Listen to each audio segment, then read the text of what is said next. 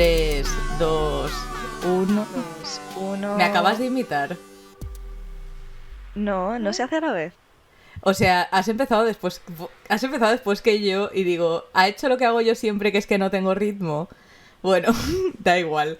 Probablemente. Empiezo. Buenas tardes a todos y a todas. Somos los muertos del comunismo. Una tarde más o mañana, depende de cuándo se suba, porque yo nunca sé cuándo se suben. Y nada, hoy os traemos un tema que además me encanta porque se ha presentado como controvertido. ¿A quién no le gusta una buena controversia? A todo el mundo. Venga, hagan sus apuestas. ¿Qué pensamos? Súper inesperado, vaya. Y tenemos una invitada deluxe aquí, a la becaria, que es una persona real, que existe, no está en un sótano, Hola, sino que es una buenas. persona como agencia. Sí, por fin ha llegado el día en el que me apodero del podcast, ¿no? Que o sea, ya se estaba retrasando el momento en el que, pues bueno, voy tirando por la borda a todos los tertulianos y me apodero del podcast. Bueno, Efectivamente, su venganza. a mí también me gustaría un poco explicar el lore de la becaria, porque realmente quien no nos siga en Twitter, que por cierto muy mal si alguien no nos sigue en Twitter, pero si no nos sigue en Twitter, la gente no va a saber de qué va, de qué va la historia. A ver, yo lo que ocurre es que estoy en el... No he hablado nunca en el podcast, pero llevo en el podcast pues un año y pico. Lo que pasa es que soy la que se encarga de la parte técnica, de entre bastidores y tal. Y básicamente de subir los episodios, llevar las redes, hacer los cartelitos y tal. Bueno, ya sabéis a quién gritar cuando se suben tarde los episodios a YouTube. Sí, básicamente yo todo... Siempre que os quejáis porque... Bueno, cuando no se sube episodio, eso no suele ser culpa mía, es culpa de que estos no les da la vida para grabar.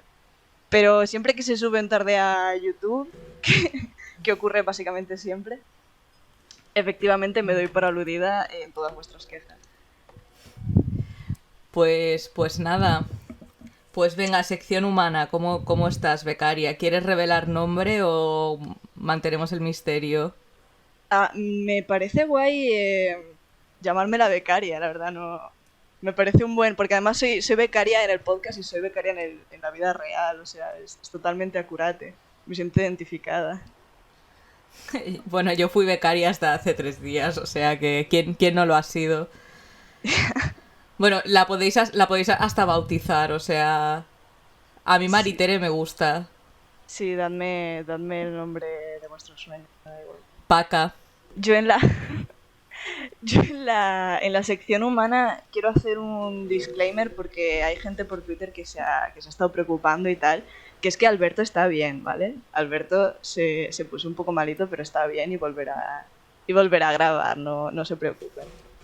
Ah, sí, está vivo, no preocuparse. Y nada, y Paul también está vivo, y de hecho iba a venir, pero pues no le dio la vida. No, bueno, él no ha venido porque ha dicho, yo lo siento, yo no quiero hablar de degenerados aquí en directo. Y digo, vale, bien. Esa es la versión no oficial, pero oficialmente no vino porque le pinchó una rueda o algo así. Ya, es una broma, ¿vale? Lo digo porque yo a veces con las bromas soy un poco así y de repente la gente se las toma literal y no quiero que hagáis una campaña en plan de polo homófobo fuera del podcast. No, creo que se nota que somos todos muy LGTB friendly. Claro. Vale, sí. Pues bueno, por ir empezando, básicamente en ¿Habéis visto, vaya, qué egoísta, que no me ha preguntado cómo estoy ni nada? Ay, lo siento, soy novata, lo siento, ¿cómo estás, Sofía? Pues ahora ya no lo digo. Como veo que no interesa, pues... No, bueno, estoy de mudanza, ¿vale? Estoy de mudanza, estoy rodeada de cajas y de ropa y me estoy como agobiando, estoy en un clima muy estresante para grabar, o sea que a lo mejor me da una neurosis en vivo, pero bueno, o sea, no pasa nada. Después del capítulo de los números romanos, yo creo que ya no lo perdonáis todo. Pues resulta que yo también estoy de mudanza, estoy con todas mis cosas en maletas y ni siquiera estoy en mi casa, estoy en casa de un colega porque yo no tengo piso todavía. En fin, el precariado, ¿eh? ¿Cómo vivimos? ¿Cómo mal vivimos? Sí. Bueno, A ver, lo guay es que puedes sacar buenas analogías, ¿no? Yo hoy he sacado toda mi ropa del armario y está el armario vacío y dices, ¡guau, qué poético! Para grabar un episodio del orgullo. Tan poético, he cogido mi ropa y la he tirado en el suelo porque no he tenido tiempo de ordenarla en cajas. Eso te iba a decir, en plan, no me pasa, yo no veo la poesía, solo veo lo cansada que estoy. Pero bueno, becaria, guíame, introduce. Vale. ¿De qué vamos a hablar?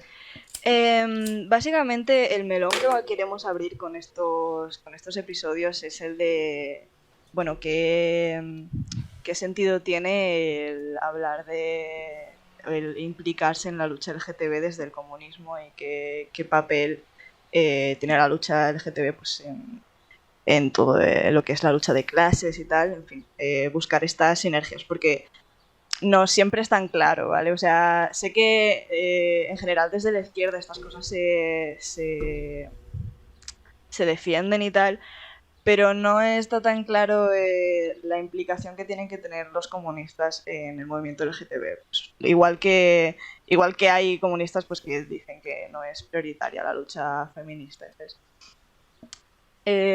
yo sobre todo empezaré hablando de pues las revueltas de Stonewall, que son en sí las que inauguran el orgullo LGTB, por dar una perspectiva histórica de qué estamos reivindicando hoy, ¿no? O sea, cuál es el hito que marcó el orgullo. Y bueno, en la segunda parte ya no estaré, en la segunda parte estará Violeta, porque si no le dejamos hablar de este tema, pues igual nos agrede y las andaluzas enfadadas damos un poco de miedo. Y bueno, pues no sé, yo traigo aquí mi tanda de datos y Lucía en general, pues como es una enciclopedia andante, pues trae los suyos. Yo una cosa, a ver, yo no es que me oponga a empezar por Stonewall, pero yo quería hablar un poco de antes, de pre-Stonewall. Porque, sí, yo también iba a traer contextos. Vale, porque va bastante al hilo de lo que tú comentabas del movimiento comunista y la lucha LGBT. O sea, en la historiografía hay una especie de viento de fondo que viene de ti. Vale. Que me distrae, pero bueno, da igual. Me las apaño con mi distracción. Antes de Stonewall, la historiografía siempre suele colocar el tema de las revueltas y los movimientos LGBT más de tipo más combativo, más de carácter de lucha de masas, las suele caracterizar con las revueltas de Stonewall. Que claro, también por tema de coincidencia con mayo del 68 y tal, pues dices, ok, normal. Pero realmente todo el movimiento LGBT enmarcado como una lucha de masas por unos derechos democráticos, tal, empieza realmente para ponerle... Igual ha empezado antes, ¿no? Pero lo que tenemos constancia era que empezó en Alemania por algunos miembros en el siglo XX, a principios del siglo XX, finales del XIX, principios del siglo XX, por parte de varios comunistas alemanes, entre ellos el Magnus Hirschfeld, o lo he pronunciado como el orto, pero bueno, ese ya alemana, pues no lo es. Entonces... Perdona nuestra audiencia alemana. A partir de ahora se va a llamar la Magnus, ¿vale? Y ya está. Que es un nombre... Es muy guay, es un nombre de pistola. Sí, es un nombre muy, muy guay. Vale, este señor básicamente era un sexólogo, un doctor que hizo y socialista que participaba tanto en el partido como en el comité humanitario, que era pues básicamente una especie de colectivo LGBT tal. ¿Y qué movida pasaba? Pues que básicamente las leyes, hubo una propuesta de ley en el Parlamento, bueno, paralelamente los socialistas estaban en el mood de proponer la despenalización de la homosexualidad y estaban en plan con esta batalla a nivel parlamentario. Y por otra parte querían imponer una ley que era básicamente una penalización más extrema pues de la sodomía y de otras cosas, y también pues con esta ley se iba a penalizar también a las prácticas sáficas y todo esto. Y vosotros diréis, vale, entonces para las lesbianas era jauja. Pues a ver, evidentemente no, pero tú sí a principios del siglo XX a ver cómo te escapas tú de la familia nuclear, ya sea burguesa, ya sea obrera, ¿sabes? O sea, a ver cómo te Sí, escapas tú hay de esto. Y claro, hay un disclaimer que me gustaría hacer, que es que el hecho de que no esté explícitamente prohibido, en plan, las relaciones homosexuales y tal, no quiere decir que socialmente se permitieran. Es decir, cuando necesitas hacer una ley explícitamente para prohibirlo, es porque necesitas, digamos, una justificación. Pero en general la homofobia ha sido la norma a lo largo de la historia, ¿sabes? Que no esté en la ley no quiere decir que no te vayan a pegar palizas por ser no, homosexual o por y ser también lesbiana. estaba medicalizado, ¿eh? O sea, el tribadismo era Claro. considerado un desorden mental y tal. Que al final el tema de las leyes que son directamente homófobas, si echáis un vistazo, la penalización de actos homosexuales normalmente suelen ser leyes de tipo de ordenanza pública para reordenar un poco todo el espacio público urbano y tal, relacionados pues con los mitos de la decencia burguesa y todo este Sí, sí, rollo y sí. para controlar pues de manera social a la clase trabajadora, tal. Después si en la segunda parte o quizá en esta sacamos lo de la ley de vagos y maleantes, pues ya lo veréis más en detalle. But well, Ah, qué guapo. Yo tampoco sé demasiado, pero me parece un tema muy, muy guapo para lo sacar. que Me parece un buen melón que lo que abrir. iba a decir, y esas nuevas leyes en Alemania empezaron a hacer un poco de... Porque en general la experiencia, antes de los movimientos sociales, la experiencia LGBT, pues estaba algo atomizada, ¿no? Por decirlo de alguna manera. Pero después cuando vieron que se empezaron a prohibir que las lesbianas asistiesen, bueno, en general se prohibía a las mujeres asistir a reuniones de hombres, ¿qué pasaba? Pues que las lesbianas ya no podían ir y las mujeres bisexuales, igual que tal, no podían asistir a las reuniones del comité humanitario. ¿Y qué pasa? Pues que evidentemente los comunistas y la gente de izquierda que estaba ahí metida fue como, vale, señores, aquí hay que hacer algo. Porque había mucha vida, o sea, había mucha vida comunitaria en Berlín. De hecho, la Magnus tiene un libro que es maravilloso, que se llama Berlin Third Sex, que lo he hecho en inglés porque solo está en inglés, sería el tercer sexo de Berlín, por decirlo de alguna manera, donde básicamente este señor te explica un poco la vida asociativa que había por ahí, o sea, había de todo, drag queens, espectáculo, cabaret, glitter, agencias de citas de lesbianas. Claro, era todo... Este libro se va para la lista bibliográfica que nunca haremos. Que siempre decimos, sí, sí, luego dejamos los libros que mencionamos en el podcast, luego los dejamos en Twitter o no sé qué, y jamás lo hicimos. Claro, porque el capitalismo lo que ha tenido como consecuencia de la concentración urbana y tal es que al final en la ciudad existe pues ciertos recovecos de anonimato y tal en los que fácilmente pues se podían crear espacios más o menos seguros, excepto por el tema de las redadas policiales y tal, que ya lo explicaremos en el tema de Stonewall. Pero claro, estaba toda esta gente ahí vibing.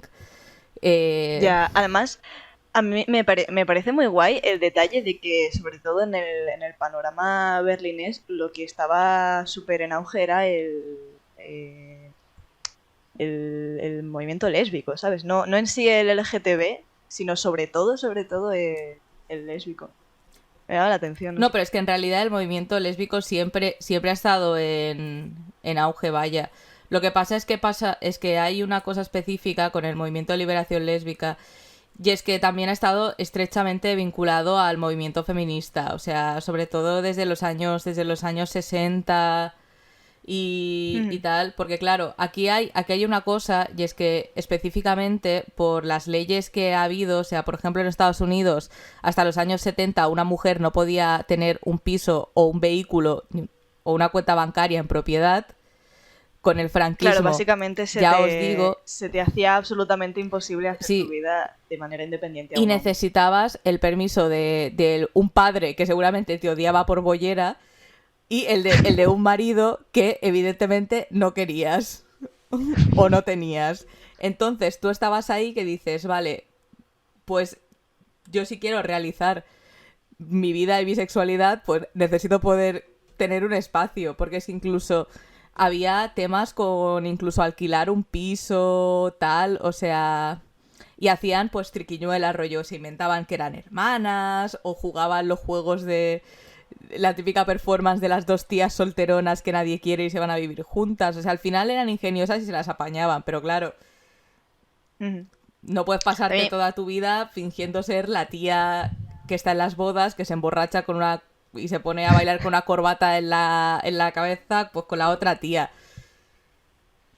A mí me llamaba la atención una de las primeras asociaciones homófilas creo que de Chicago, que eran básicamente señoras, en plan, amas de casa, que como estaba prohibido básicamente el perreo en Estados Unidos, estaba prohibido el perreo entre personas homosexuales. Entonces estas señoras básicamente era una asociación de hacer fiestas en casa, en plan, fiestas lésbicas. O sea, me parece guapísimo, de verdad. Me parece chulísimo. No, sí, y de hecho esto empieza, o sea, en los años 20 y 30 en Estados Unidos ya hay registros de que básicamente, como no se podía bailar en salas de baile entre dos personas del mismo género, pues básicamente organiza. En el caso de Nueva York organizaban fiestas mixtas, rollo que eran pues fiestas de hombres, mujeres y pues lo típico, podían expresar pues cuestiones de expresión de género asociadas a codificación de la sexualidad, la pluma, te podías vestir de caballero. Es que imagínate tú la tortura que debía ser salir a la calle y estar obligada a llevar prendas que corresponden a tu género. Sí. Bueno, yo estoy aquí en plan como si en plan de asumo que todo el mundo se travisten. Yo la verdad es que también, a ver, en general las chavalas no es tan horrible, no tiene que ser tan horrible. Simplemente creo que tú y yo, por cómo vestimos normalmente, que yo básicamente vivo en chándal y no me depilo en mi vida, pues es como que se me hace el puto infierno decir, hostia, llevar tacones en plan todo el día, que no es para una graduación, es todo el día y casi todos los días, porque si eras secretaria, pues ya está, ese es tu uniforme de trabajo. Claro, yo es que como con 13 años decidí que mi personalidad se basaría en ser Oscar Wilde lesbiana, pues es que imagínate tú. Ya. Yo en ser Avril Lavigne, básicamente. Ay, en fin, es que... Los referentes lésbicos, Oscar Wilde y Avril Lavigne. Los dos espectros de la moda lésbica. O sea, aquí los dos mundos. Es como el meme este de los dos tipos de comunista, que son un señor viejo y un chaval travestido o sea, un chaval cosplayado de Hatsune Miku. Pero bueno... Que los ves y dices, soy ambos. Pero bueno, vamos a seguir, que bueno, ya el tema de la cronología no la hemos pasado hablando mal, pues por el orto, porque estamos yendo de los 60 a los 20, los tal. Pero bueno, más Ay, entretenido. perdón, se me da mal la historia, soy de ciencias. No se me dieron nunca bien las sociales. Pero bueno, y evidentemente en todos estos convulsos primeros años del siglo XX, destacar también todo el movimiento de liberación sexual que hubo en la Unión Soviética. De hecho, nuestra querida amiga y conocida Kollontai apoyó bastante las reivindicaciones de la propuesta de despenalización de los comunistas alemanes. O sea, apoyaba bastante al Magnus Hirschfeld, esa. Después ya pondremos el... ¿Por qué lo intentas? No lo intentes. Es que queda poco rigoroso que le llame todo el día por su... Que este señor era un doctor, o sea, igual que... ¿Te imaginas yo ahí? Hola, señor, o sea, no sé. Es que el doctor Magnus de queda villano, muy sí. de villano de dibujos, ¿no? Efectivamente. Y claro, también la Unión Soviética fue el primer país en despenalizar la homosexualidad, eso ya lo sabemos todos, y en general había pues un clima de mucho hablar de sexualidad, de todo esto. De libertad y libertad. Sí, efectivamente. De hecho es un poco por todo esto que al final siempre se ha relacionado el tema del comunismo con la homosexualidad cuando hacías políticas represivas. De hecho, claro. Cuenta, que tú esto sé que te lo has preparado.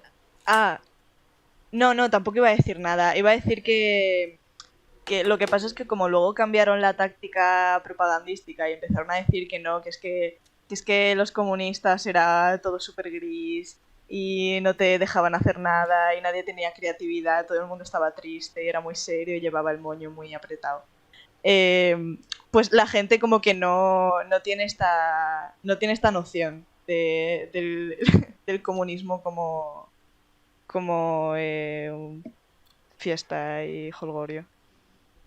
Fiesta y jolgorio homosexual. Claro, es que también cuando se hizo todo el tema de la caza de brujas en la época de McCarthy y todo esto, donde básicamente hubo una operación estatal anticomunista, también fue acompañada de una campaña muy parecida en la cual también se limpiaba de funcionarios homosexuales en las instituciones públicas. Sí, eso también lo iba a decir, que en los 50, básicamente en toda la década de los 50 se dedicaron a purgar toda la institución pública de comunistas, anarquistas y homosexuales o sospechados homosexuales, ¿sabes? Y bueno, y no solo se purgaba de quienes ya trabajaban ahí, sino que no se dejó entrar, con lo cual al final el gobierno de los Estados Unidos acabó, vamos, blanco e impoluto de señores carcas y heteros. Claro, es que de hecho esto también afectó mucho a cómo se llevaba el activismo. O sea, las asociaciones homófilas han tenido una muy mala fortuna crítica, pero algunas de ellas, por ejemplo, la Matachin o Matachain o...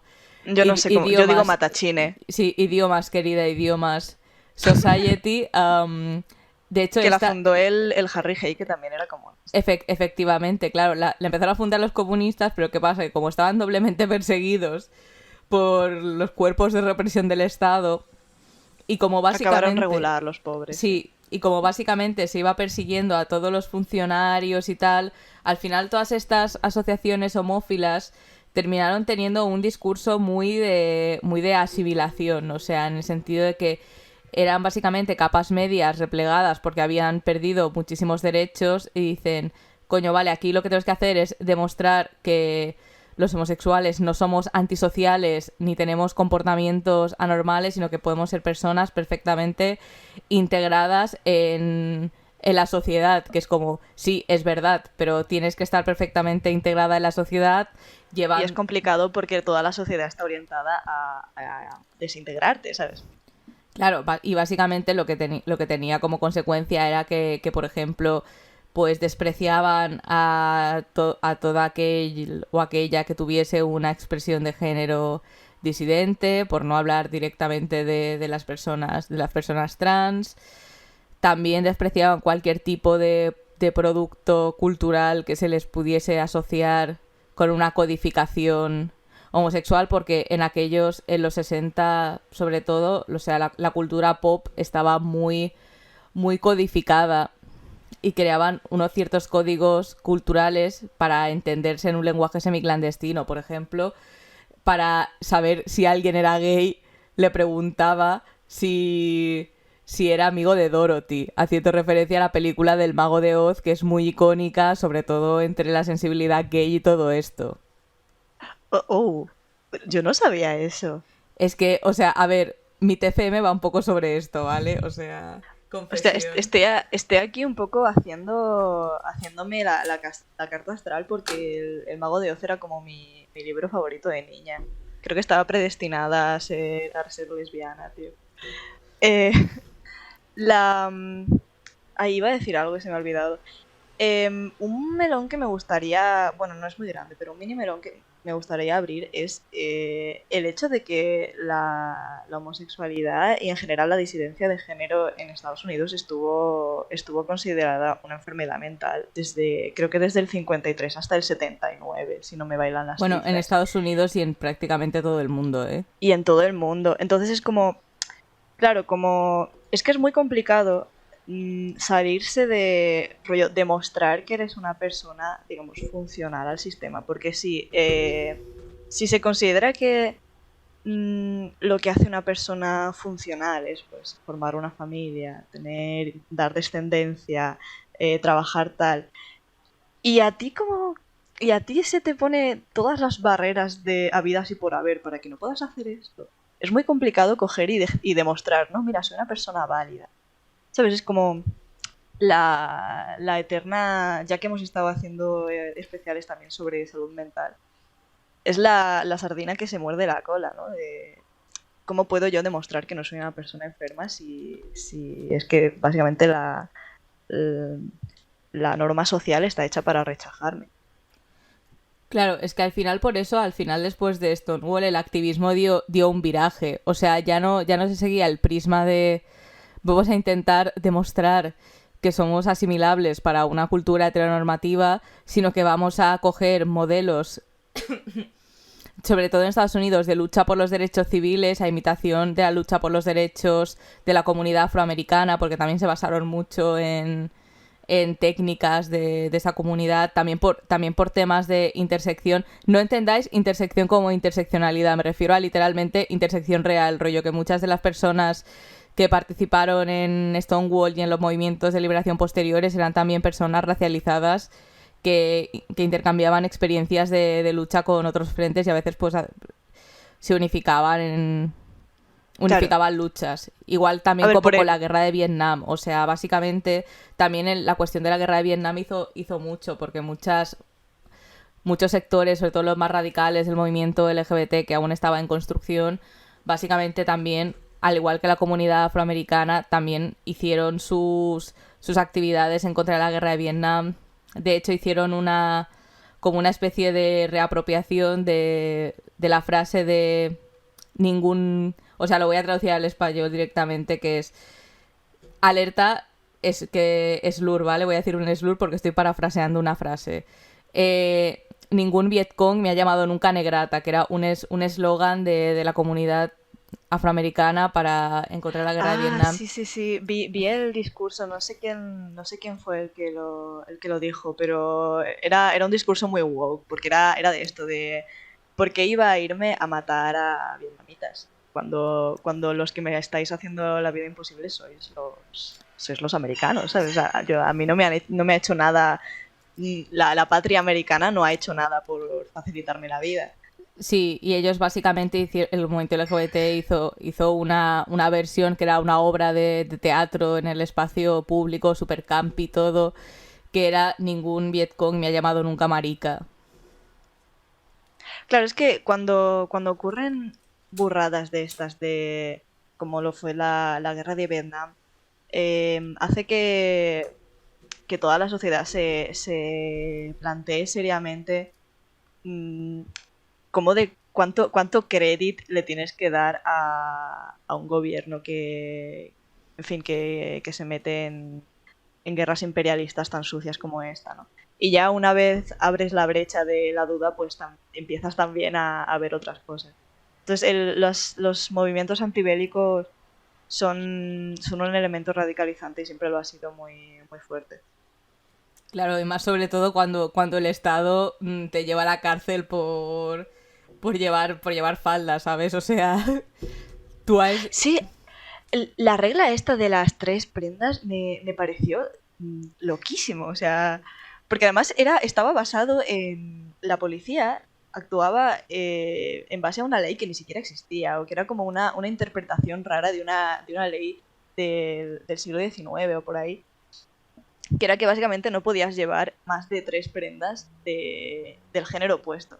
Pasa que prendas del género opuesto, rollo, unas zapatillas hoy en día podrían considerarse prendas masculinas, ¿sabes? Rollo, si voy yo como voy todos los días, que es en plan con que lleves unas zapatillas, una camiseta ancha y yo qué sé, y pantalones de chándal o lo que sea, eh, ya es un poco como, vale, pues ahora eres butch, con lo cual, pero era sobre todo hacia las mujeres trans, porque es más fácil coger y decir, vale, falda, marica. Pero es como, no sé, una movida muy, muy, muy invasiva. De hecho, hacían cosas de mandar a la policía a los baños a comprobarle los genitales a la gente. Que si yo tuviese la capacidad de tenerle algún tipo de compasión a la policía, me parecería un trabajo de mierda, ¿sabes? Trabajar de mirarle los genitales a la gente y llevar la comisaría en base a eso, ¿no? Pero bueno, como como no le puedo tener ninguna clase de pena a la policía, pues hay que se jodan. Claro, y también sobre todo, de hecho, ahora que dices lo de la ley del siglo XIX, o sea, es real. De hecho, si tú querías llevar más de 3 prendas del género opuesto, tenías que solicitar un permiso de travestismo, que en este caso iba reservado sobre todo a personas de la alta sociedad o de la élite artística, como por ejemplo el caso de Rosa Bonheur, que era una artista lesbiana muy guay que inventó los furries. No, es broma, simplemente hacía retratos de animales. Pero te miraban el alma estos animales. Era buscarla en Google, o sea, buscad Rosa Bonheur, el Cid, y veréis cómo el león os mira el alma y conoce todos vuestros secretos. Y no sé si quiero buscarlo, la verdad. Y esta mujer consiguió un permiso de travestismo, o sea, tenías que pasar un trámite burocrático para poder vestirte, o sea, increíble. Para que te dejasen ponerte una Pamela. Sí, y no he encontrado lo que costaba exactamente de dinero, porque costaba dinero, pero tela, ¿eh? Madre en fin, mía. que también en el caso de una entre comillas, es que no lo quiero ni llevar ventaja, que de hecho una de las vinculaciones entre más primarias entre movimiento LGBT y movimiento obrero, sin ser categorizado como movimiento LGBT, o sea, se han escrito ríos de tinta sobre el tema de las lesbianas dentro del movimiento obrero en Estados Unidos, porque muchas de ellas, sobre todo las lesbianas butch, o sea, bueno, para quien no sepa qué es una lesbiana butch, pues es una mujer lesbiana con una expresión de género masculina. Una tomboy. No exactamente. O sea, es diferente, porque una chica así marimacho siempre partes de la premisa de que es muy fácil identificarla como chica. Una lesbiana butch no tanto. O sea, si alguien quiere saber si lo es, que si alguna vez te han llamado señor en la panadería, pues enhorabuena. Tienes... Si llegas tan lejos como para que te vean como masculino. Sí. Y yo de hecho tengo una anécdota muy graciosa sobre esto, que la voy a contar así brevemente, que es que yo una vez iba por la calle y unos chicos me llamaron maricón. ¡Oh, qué guapo! Yo ya me he pasado el género. Lucía ha abolido el género. Ya chavales, no tenéis que preocuparos más. Y yo no sé por qué les dije, no, soy una mujer, y me pidieron perdón. Bueno, pues maricona, hombre, perdone usted. Es que, en fin, surreal. Y nada. No, perdón, sí soy, pero ella. ¿Y qué iba a decir? Y muchas de ellas tenían trabajos de cuello azul.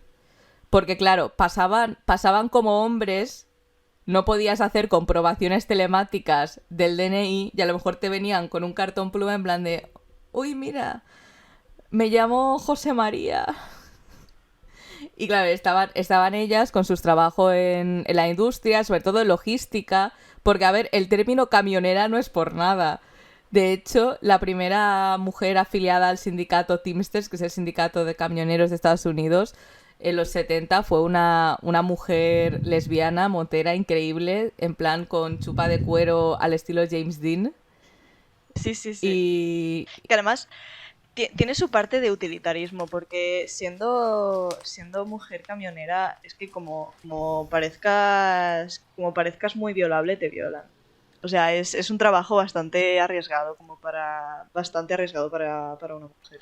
Claro, y además pues eso... Ser transportista en general. Sí, eso te permitía pues bastante libertad. El rollo ibas con tu camión, podías tener una mujer en cada puerto ¡Qué guapo, tío! La vida que nunca tuve. O en cada gasolinera, mejor dicho. ¡Qué chulo! Y nada. El romance entre la camionera y la señora del mostrador de la gasolinera en medio de la Mancha, que la única compañía que tiene es cada mes que pase la camionera. En fin. Qué bonito. Os dejamos la idea para fanfiction. Que Almodóvar haga una peli, por favor. Nada, Almodóvar está muy marcado por la sensibilidad gay masculina. No va a hacer una película butch por butch en su vida, ni aunque le amenacemos con una navaja. Vaya. En fines. Bueno, Stonewall y la lucha de clases. Es que básicamente estamos aquí, curiosidades gays, miscelánea, trivial. Yo es tal cual lo que me esperaba. De todas formas, la gente por Twitter pide que hagas misceláneas. Que yo no sé por qué quieren que hagas misceláneas si ya las haces en plan en cada capítulo, ¿no? A mí lo que sí, mira, te transmito una crítica en directo. Lo que sí me ha dicho bastante gente es que a veces abres un melón, empiezas un melón y no lo cierras. Y empiezas a hablar de algo interesante y no lo terminas de decir. Y dejas a la gente ahí con la expectativa. ¿Sí? Es verdad. O sea, fatal por mi parte. Exposeando por exposear esto, la verdad que te lo podría haber dicho sin estar. No, pero yo esto lo he visto, yo he visto el comentario. Pero bueno, no, pero el comentario es bueno, es en plan de, mira, esta chica pues es así, pues dicharachera, con así pues, poco boca chancla, y pues algún día haré un recopilatorio de todos los melones que he dejado por abrir y no he cerrado. Guay. Pues a ver, si queréis que os... Al final, en sí el tema de Stonewall tampoco tiene muchísimo. Stonewall Inn era un local gay que había a las afueras de Manhattan, en Nueva York, que básicamente lo que ocurría en Nueva York, como en todo Estados Unidos y en muchas otras partes del mundo, es que como estaban prohibidas las muestras de afecto, en plan, estaba prohibido besarse en público, darse la mano, entre personas del mismo género, igual que estaba prohibido, o sea, lo que hemos estado diciendo antes, pues el travestirse básicamente o tener una expresión de género no normativa, ¿no? Lo que ocurría es que en los bares en los que se ocurrían estas cosas o los penalizaban, o sea, si en un local pues entraba mucha gente, descubrían que había gente del mismo género bailando juntas, los bares pues los cerraban o los multaban. Y se hacían redadas habituales para comprobar que esto no ocurriera. De hecho, una iniciativa muy guay que salió, no sé si en Los Ángeles empezó, no sé por dónde, es que básicamente tú te declarabas públicamente, ese rollo, te subías a una mesa y gritabas ahí a todo el bar, ¡soy marica! ¿Sabes? Te declarabas homosexual ahí públicamente y básicamente presionabas a los dueños del local pues para que te echaran y perdiesen clientela o para que pues aceptaran a que entrase gente homosexual en los locales, ¿no?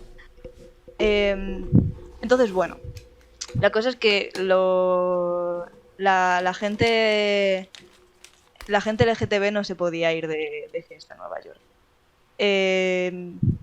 Entonces, Stonewall Inn, la gracia que tenía es que era un negocio de la mafia genovesa, que la llevaba la familia Vito, me parece.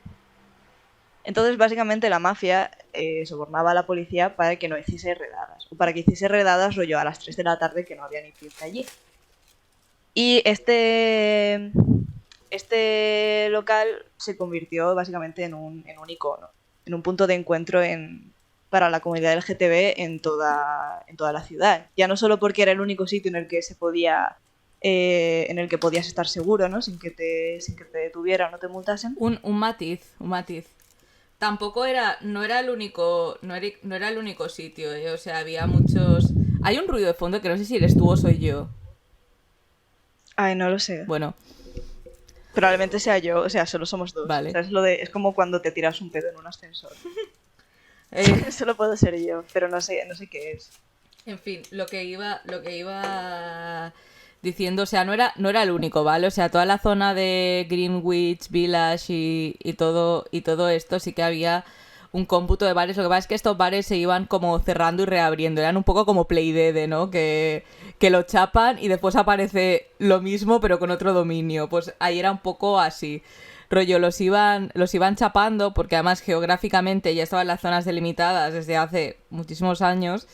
Y o iban cambiando de dueños los bares, o te decían, no, esto... O hacían como en el paralelo de Barcelona, que era como, no, aquí hacemos espectáculos de variedades. Y las variedades, pues, era ser maricas. O sea, era la gente era pues muy, muy ingeniosa. Lo que pasa es que los bares iban como desapareciendo y los que tenían relaciones más fuertes con la mafia pues eran más estables por cuestiones de que se pasaban la ley pues por donde no les da el Claro. sol. También este sitio parece una gilipollez, pero lo que ocurría es que era muy grande. Entonces mucha gente iba allí básicamente porque ser LGTB en Estados Unidos hoy en día es muy duro, en esa época lo era más y mucha de esta gente pues vivía en la calle. Con lo cual era básicamente un sitio donde pasar la noche de manera segura. Y mucha gente pues pasaba ahí la noche pues porque muchas veces no había otra, ¿no? Entonces, bueno, eso que por lo visto era un antro horroroso, en plan de súper insalubre, súper tal, porque claro, la mafia pues no se iba encima a molestar en lavar los retretes para los maricas. Pero lo que ocurrió, lo que ocurrió el 28 de junio del 69 es que básicamente la policía pues hizo una redada sin avisar a una hora que había mucha gente, rollo a las 3 de la mañana por ahí.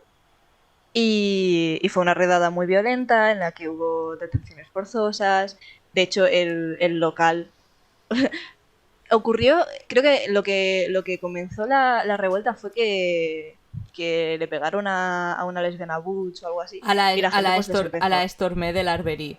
Pero Claro, ella estaba... a la puta ama Sí, esta. ella estaba en otro bar. O sea, la Stormé era porque había una estructura sociológica importante en la comunidad LGBT, sobre todo por cómo se ha configurado en el caso de Estados Unidos, que era básicamente que convivían en un mismo sitio. Algunas personas, o sea, al final, como todas las capas medias habían pasado por... Bueno, todas no, la parte del funcionariado había pasado por esta hipervigilancia. Otras capas medias, quizá más acomodadas del Estados Unidos, de la posguerra y tal, estaban un poco rezagados con el tema del activismo homófilo y tal, que tenían un discurso más de asimilación. Al final esto dejaba que las personas que estaban... Porque además el Greenwich Village era sobre todo la parte en la que se reunía la gente LGBT pobre, básicamente. Era el gueto, Sí. Que también por eso había tanta interseccionalidad entre lucha racial, LGTB y tal. Porque básicamente muchas veces compartían gueto. Es decir, básicamente se los recluía en los mismos barrios. Sí, y además, o sea, era gente pues que no tenía nada que perder. Pero en el caso de Stormé sí que era una persona que tenía como era una persona del ámbito artístico, ella era MC de un espectáculo drag que como era más rollo espectáculo de variedades, pues sí que tenían éxito y se iban a bares familiares también, porque era un espectáculo muy blanco, por así decirlo, de tipo de humor y de contenido. O sea, era muy subversivo, pero a la vez era rollo que la gente era como, vale, esta gente graciosa no me va a traumatizar a los niños, que eran como 30 drag queens y la MC que era drag king. Y cantaban y tal, porque eran artistas y tenían como un estilo de vida más estable. Eran un poco las dos Españas de Stonewall, las dos Américas. Entonces era una señora respetable. Sí, entonces esta señora, aparte que era muy graciosa y súper icónica, porque ella iba patrullando el barrio, o sea, ella patrullaba el barrio, veía que alguien se metía con un gay y ella pues ya iba a montar el pollo. ¿Qué dices? Lleva a pegarle un bastonazo en la boca. Sí, que la llamaban como la superheroína gay, o sea, muy, muy icónica esta señora. Y claro, ella salía del bar que ahora se llama Henrietta Hudson. Claro, ella iba ahí súper producida, súper bien con su traje, respetando -1 la ley de travestismo. Entonces, claro, la pillaron entre 4 policías, le empezaron a dar de hostias y, claro, ella se defendía porque ella era la más chula de Stonewall Inn. Y cuando consiguieron reducirla, cuenta la leyenda, ¿no? Que ella empezó a gritar, ¡es que nadie va a hacer nada o qué! Y por eso la llaman la Rosa Parks de Stonewall. Y evidentemente la gente... ¡Qué reina, tío! La gente ¡Qué puta enfureció ama! y empezaron las mujeres trans y las drag queens a tirarle ladrillos a la poli. A tirarle... Adoquines. Sí.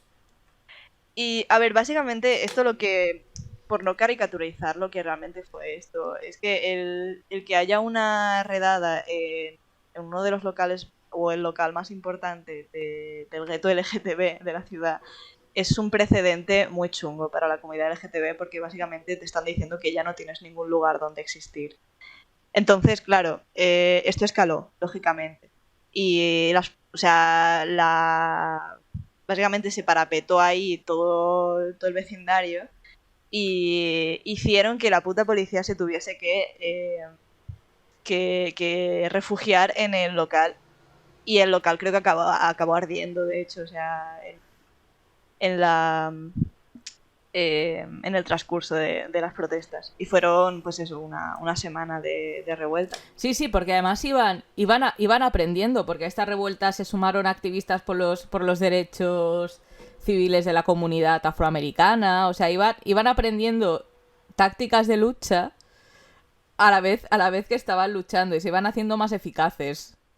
Porque ya ¿Qué es lo que hemos dicho un poco en el contexto? Que es que esto era un momento en el que la gente en general estaba muy enfadada por muchas cosas. O sea, esta era la época de Martin Luther King, de la guerra antibélica de Vietnam, etcétera. Claro, o sea... Entonces, la gente estaba agitadita. Ya no valía ir mendigándole a las instituciones de manera muy educada algún que otro derecho para que te readmitiesen en el cuerpo de funcionarios y eso. O sea, era gente que se veía realmente excluida de la sociedad, del trabajo asalariado en algunos casos. Y básicamente era como, vale, estamos ante un proyecto de ingeniería social donde vamos a erradicarte de la existencia de la vida pública. Pues la gente es como, vale, es que ya no nos vale una propuesta más moderada. O sea, ahora pues fuegote y gasolina. Claro. Y nada, pues lo que ocurrió es que a partir de ahí, el año siguiente, se hizo la primera marcha del orgullo en la Christopher Street, creo que se llamaba esta. Y eso marcó un hito sobre todo pues en Estados Unidos, en Gran Bretaña. Vaya, esto está siendo un poco occidentalista, pero es lo que tiene vivir ahí en la esfera imperialista de los Estados Unidos, ¿no? Luego hablaremos, vale, supongo que tú tienes aquí material del que hablar, pero ha habido otras revueltas icónicas también en la lucha LGTB, que son pues paralelas a las protestas de Stonewall. Simplemente pues no han tenido tantísima difusión, ¿no? Claro, o sea, por ejemplo, la manifestación del 77 en las Ramblas de Barcelona, que era por la despenalización de la homosexualidad, donde básicamente fue una manifestación que fue muy combativa y estuvo convocada, o sea, se pasaron las horas de la convocatoria pues también por donde no les da el sol y estuvieron hasta las 11 de la noche ahí liándola, que de hecho en este caso, bueno, estaban en primera fila las mujeres trans también, porque básicamente en España estaban todas en las cárceles donde básicamente las tenían en condiciones pues básicamente insalubres, donde sufrían muchísima violencia sexual, torturas. Me hace mucha gracia cuando te argumentan esto típico de no, pero si es que la gente trans es como que es muy poca gente o que es insignificante o algo así. Y luego cuando te pones a ver históricamente la gente que más ha participado en las revueltas LGTB y feministas y tal, las mujeres trans es que es muy complicado pasarlas por alto, ¿sabes? Es que han estado en todos los No, sí, o sea, es poca gente, pero es gente que está muy, muy politizada debido a sus condiciones de vida, porque evidentemente, o sea, cuando básicamente ellas inventaron la temporal, bueno, me refiero que ellas iban saltando de trabajo en trabajo, currando en negro, a lo mejor tenían que caer en la prostitución esporádica, cosas así, o sea, que siguen ocurriendo de hecho hoy en día. Y claro, y las mujeres trans que tenían trabajos en, yo qué sé, de profesoras o más trabajos de cuello azul o cosas así que evidentemente pues las había y las hay de cada vez más y evidentemente pues es una cosa por la que hay que luchar y básicamente sobre todo las capas medias más tal también tuvieron, que se ha invisibilizado bastante, pero tuvieron una gran participación en el movimiento del feminismo radical, o sea, muchos colectivos no mixtos de lesbianas y tal, pues eran inclusivos y había pues mujeres lesbianas trans ahí que estaban más alineadas con la cuestión del feminismo y el feminismo pues ya directamente más lésbico porque encajaba más en sus reivindicaciones, pero vaya, que es un colectivo que ha estado históricamente bastante politizado. Claro. Vale, otro melón que quería abrir aquí es el... Porque, a ver, no me gusta solo hablar de, bueno, qué fue Stonewall, porque al final esto es algo que ocurrió hace 50 años, y es muy fácil caer en la mítica esta de... Bueno, pero esto son cosas del pasado, o sea, esto es algo que ya hemos superado como sociedad, la gente LGTB pues ahora está el centro de Madrid lleno de banderitas y mierdas. Un poco desmentir este mito. Yo creo que cualquiera que sea o conozca a alguien de la comunidad LGTB ha visto que no es tan fácil existir dentro de esa realidad, ¿no? Os Pero saco, igualmente os saco no me los parece que datos, está os saco de más. los datos. Venga, aquí el Un INE. 70% de la gente no sale del armario en su centro de trabajo por miedo a la discriminación. 70%, ¿eh? Pa' que te digan. Sí, igual era como mínimo el 70%. Después, o sea, tú sí, basta que... Coño, es que basta ver el Twitter porque tampoco es que salte a las noticias, que básicamente creo que fueron 3 agresiones homófobas en Barcelona en un fin de semana. Barcelona, que la gente en broma la llama Gaycelona. De hecho, yo la Que llamo además yo la que... llamo Bircelona porque todo el mundo es bisexual ahí. Pero bueno, el caso es que joder, la ciudad más entre comillas, más gay friendly, más tal, las agresiones homófobas. Porque claro, o sea, porque después hubo también una polémica hace tiempo con Vide Travel Brand, que era una empresa patrocinadora del orgullo, y que Vide Travel Brand se dedicaba básicamente a las deportaciones masivas, porque hay una de las cosas de nuestra política de extranjería es que Oh, Dios, sí, sé lo que vas a decir. básicamente pues tiene los centros, los CIES, y a partir de estos CIES hay ciertos convenios con empresas en los que básicamente pillan los Airbus y hacer pues deportaciones de 500 inmigrantes a sus... En caliente, ahí Sí, como si fuesen sí, ganados, que es efectivamente a sus despreciable. países de origen. Y muchos de ellos son inmigrantes que piden Asilo asilo político. político porque en su país es ilegal pues ser LGBT y está penado de muerte, de cárcel o de castigo físico muy, muy severo. De castigo físico que luego te mueres de eso también. O sea, Sí, que es básicamente penado de muerte. O sea, hay muchos países que no tienen la pena de muerte, pero básicamente te condenan a morirte, porque o bien eso o te marcan tales niveles de exclusión social que básicamente te mueres de enfermedad o de hambre. claro. Y evidentemente se fue a boicotear Vide Travel Brand y todo esto, porque el hecho que se hayan permitido derechos democráticos y en la comunidad LGBT, al tener una cultura tan cohesionada, haya pasado a ser un nicho de mercado, o sea, no es culpa de las personas LGBT. O sea, es culpa de las dinámicas del capitalismo, porque el capitalismo lo corporativiza todo. A ver, coño, que también existe Novecento, la película de 5 horas, esa que les encanta a los comunistas. A mí no me encanta porque nunca me la he terminado de ver. Coño, O sea, existen las camisetas del me, Che.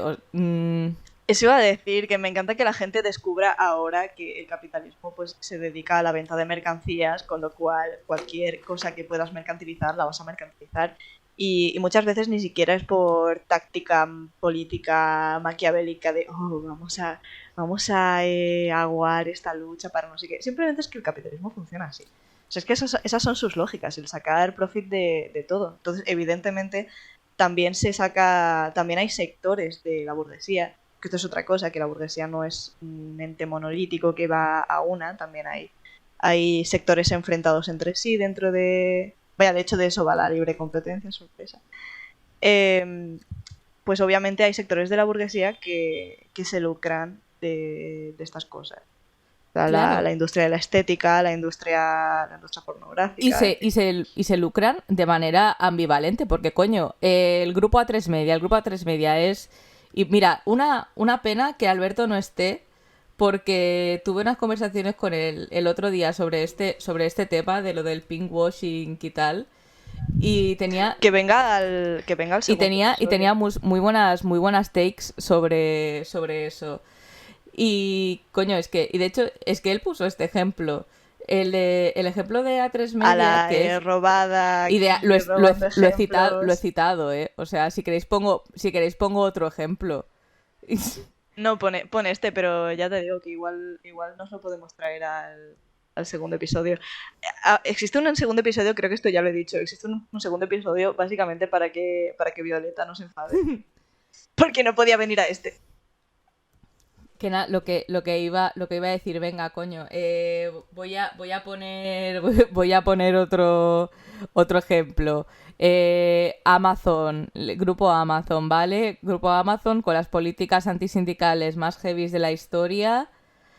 Eh, y después en Prime te sacan una serie de alguien LGBT. O sea, vamos Ya. a ver. Amazon siendo la empresa del mal Sí, o sea, en todos los aspectos. no hay un grupo de burgueses LGBT que hagan grupo y dicten una agenda cultural. No, es que son los cuatro oligarcas de siempre que no tienen ni siquiera, que solo tienen en propiedad y básicamente pues extraen los beneficios, e igual tienen a cuatro mandados por ahí, el director creativo que te hace tu serie, además cogida con pinzas, de que te sale pues un personaje que se besa 2 segundos con un chico en un frame. O sea, Ya, vamos a ver. también Lucía siendo IMDB.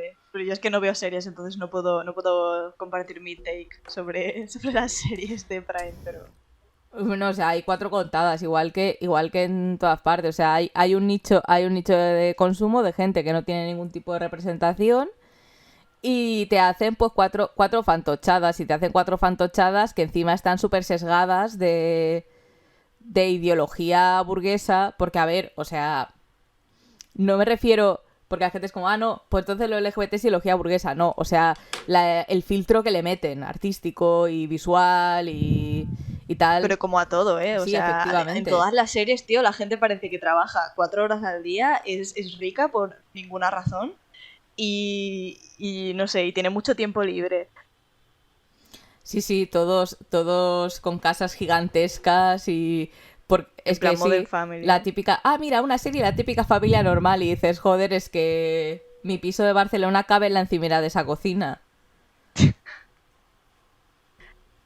Mm, En fin. que también aquí, o sea, que me ha recordado a el tema este del queerbaiting, que me parece también bastante despreciable, aunque tampoco sea una cosa así súper dañina, pero me parece muy despreciable que cojas a gente que nunca ha podido verse representado por una historia normativa, ¿no? En la tele, y le des como una pareja que una de las más icónicas es la de Sherlock y Watson en la serie esta británica de Sherlock.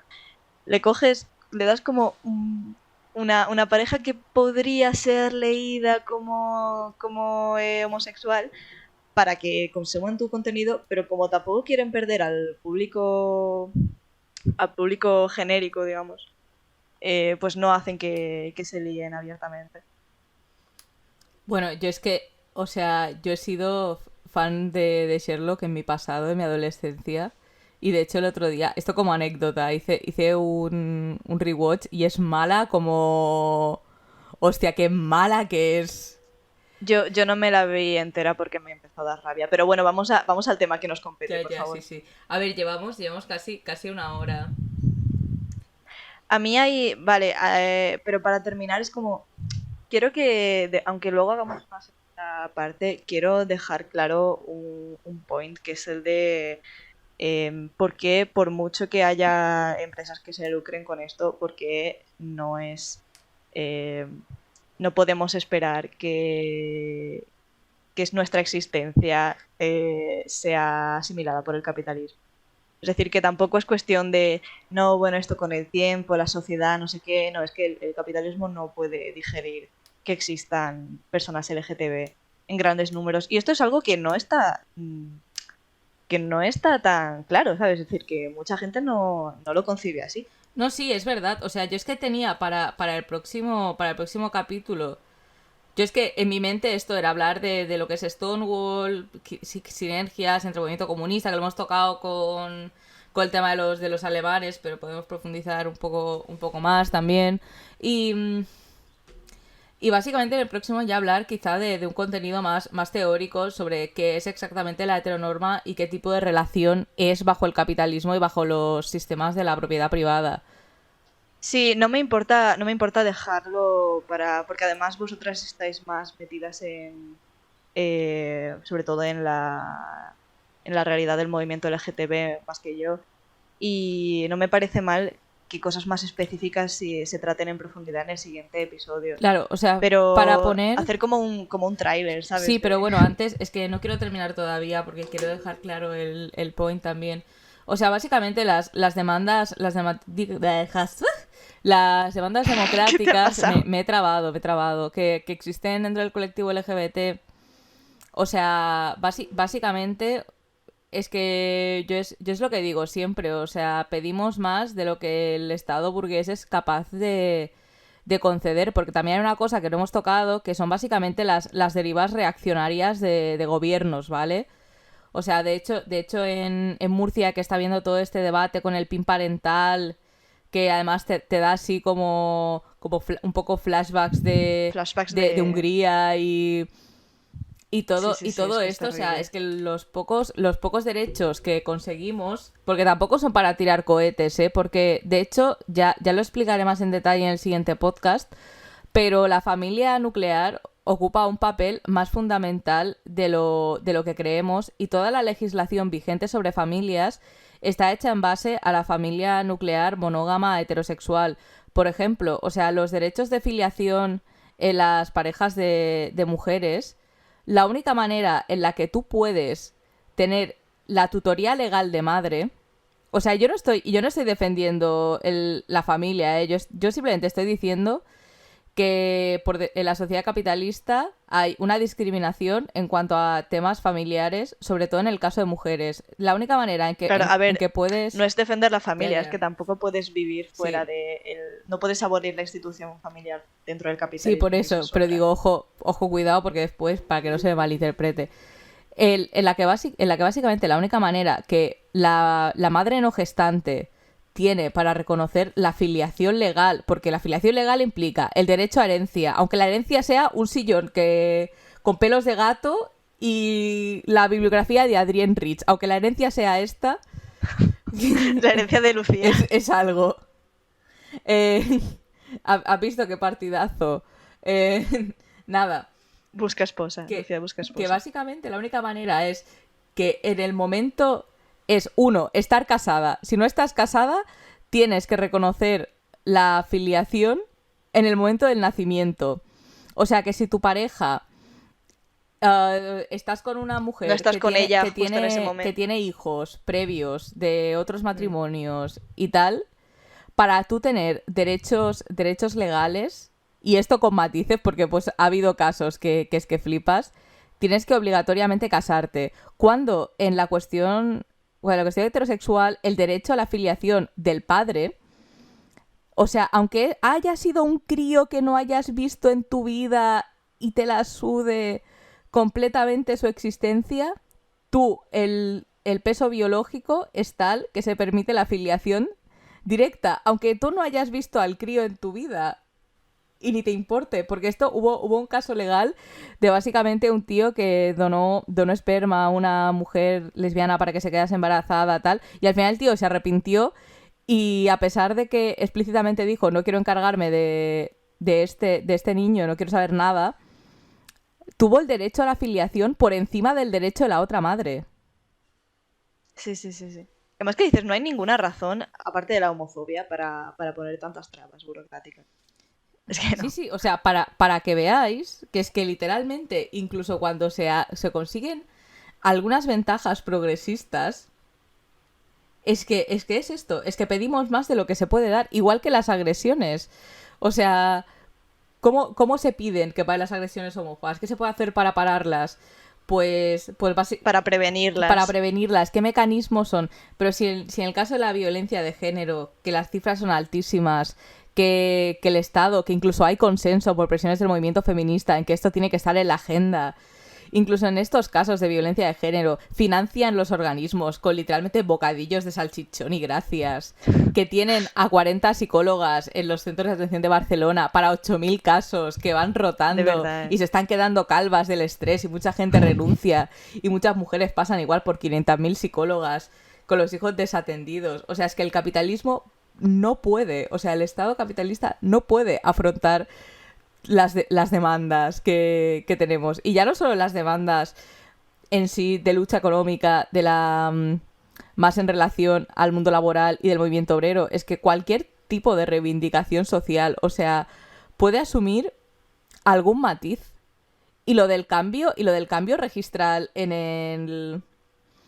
el documento de identidad y tal, o sea, lo han asumido porque es barato. Pero al final han mutilado la ley por todas partes. Claro.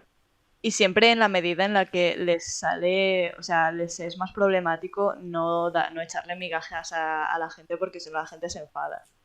Que además, o sea, una cosa que pasa con esto y pasa con todo es que por muy mal que estés, tú tranquilo que puede ir a peor. Es decir, que cualquier conquista que hayas hecho se te puede arrancar.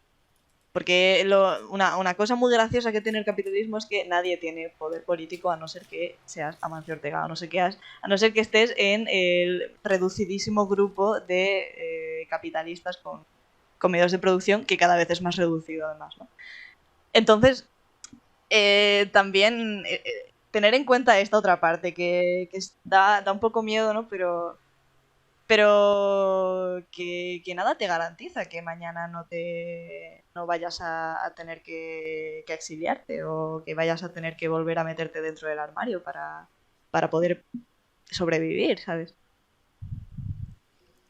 Ya, es que, uff, yo de verdad, yo es que yo he enfadado, es como los 10 últimos minutos, mis minutos del enfado, que estaba yo con mi jolgorio hablando de la Stormé del Arbery y ahora estoy en plan de joder, mierda, ya ha pasado la mani. Qué feo ser comunista y tener que pensar en estas cosas. Sí. Y claro, esto evidentemente también tiene... Si hemos dedicado 2 capítulos al feminismo y estamos hablando de eso y tal, o sea, joder, es porque todos estos movimientos tienen potencialidad para hacer piña, para crear frente unido, porque esto es súper evidente en las luchas sociales, o sea, el tema de las sinergias entre movimiento habitacional y movimiento feminista. En Barcelona y en Madrid creo que también se ve bastante.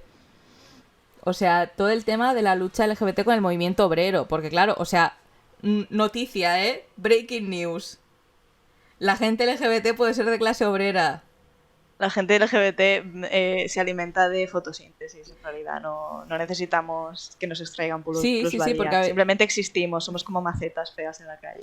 Porque a veces es como, no, el movimiento LGBT ajeno a tal. No, es que no es ajeno. O sea, es que muchas de las reivindicaciones es que guardan relación con el ámbito laboral. Claro, volviendo al tema de no salir del armario por discriminación laboral, es que vosotros pensad que la generación de nuestros padres pues ni siquiera se plantea poder salir del armario. Es decir, y ya está. Es decir, porque es que lo de que la gente LGBT sea mayormente joven no es casualidad, no es porque seamos los boomers muy maricas. Es que en tiempos de generaciones anteriores, pues no te planteabas arruinarte la vida de esa manera. Claro, o sea, y es que además todo el tema que hubo en... Bueno, es que digo, queda nada y yo iba a hablar del SIDA. Bueno, ya es que lo hablaré en el siguiente episodio. Porque Vale. es que el SIDA también hizo mucho con el tema de la lucha LGBT y tal. Una matanza, O sea, prácticamente. fue una matanza de proporciones bíblicas, porque encima se recortaba en sanidad pública y en investigación y se dejó morir a muchísima gente. Os suena, o sea, un poco mood COVID, la verdad. XD, la historia aquí repitiéndose. Además, repitiéndose ni siquiera nos dejan suficiente chance como para que nos recuperemos de la última. En fin. Pero bueno. Que sí, nos han quedado bastantes melones para tratar en el siguiente episodio. No esperaba menos, la verdad. Pero yo iré acortando ya. Sí, porque... Por terminar sí, en sí. algún momento, ¿sabes? Sí, es que si no nos van a dar ahí las 1000. Que aparte estamos grabando en el Día del Orgullo. Aunque luego vaya a salir unos días más tarde el episodio. Pero tenemos manifestaciones a las que asistir. Claro, y también yo iba a hacer un cierre. Y es que también dentro de las organizaciones comunistas o tal... A ver, yo no estoy presionando a nadie para salir del armario. Pero es importante que dentro de la lucha comunista haya referentas para que la gente también LGBT pues pueda animarse. Que en general la gente LGBT joven es muy comunista, pero para que se animen a dar el paso, a organizarse y ver que dices, coño, hay organizaciones que son seguras, que está ahí pues la gente vibing, con lesbianas, gays, personas trans, heteras, todas en armonía con nuestras cosas, con nuestros debates y pues luchando internamente por hacer organizaciones pues seguras y eso.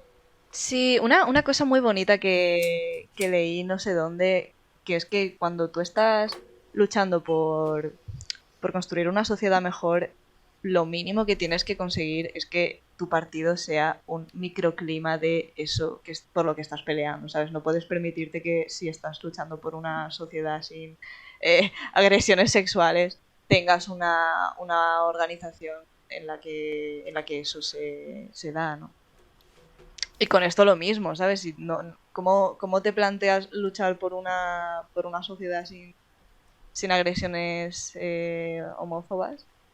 Si desde una organización política en la que se dan esas problemáticas, ¿no? Claro, y también el movimiento comunista evoluciona, hay que tenerlo muy en cuenta. Antes la consigna de los grupos de liberación sexual y tal, la consigna era, porque además estaban formados, sobre todo en los 70, por gente de partidos comunistas y tal, su lema era, yo no voy a cambiar por el partido. Y ahora la cosa está virando a... no hace falta que cambie por el partido. Qué bonito. Más bien al contrario, ¿no? Más bien Vaya, no sé, espero que sea algo generalizado, pero tampoco podría decirlo. Pero las organizaciones comunistas más bien se están empezando a poner las pilas un poco con pues ser también espacios seguros para mujeres y para personas LGTB y tal. Efectivamente. En plan, con el tema de los protocolos de género y eso. Bueno, las organizaciones feministas y en general pues muchos espacios antifas y tal que tradicionalmente han sido, en fin, han sido sitios reguleros para existir como... Sí, sí, y los sindicatos también llevan mucho, mucho tiempo con esto. En fin, pues nada, cerramos. Pues nada, espero que os haya gustado el episodio. Yo me hacía mucha ilusión grabar algo por fin, salir un poco del armario de becaria. Y nada, si os gusta igual me paso por aquí otra vez. Te ha salido muy bien, 10 de locutora. Me alegro. Pues nada, nos escucharéis este viernes, con suerte. Y nos veremos a la semana que viene con Violeta y Lucía, como mínimo. Venga, un saludo a todos y a todas. Chao. Chao.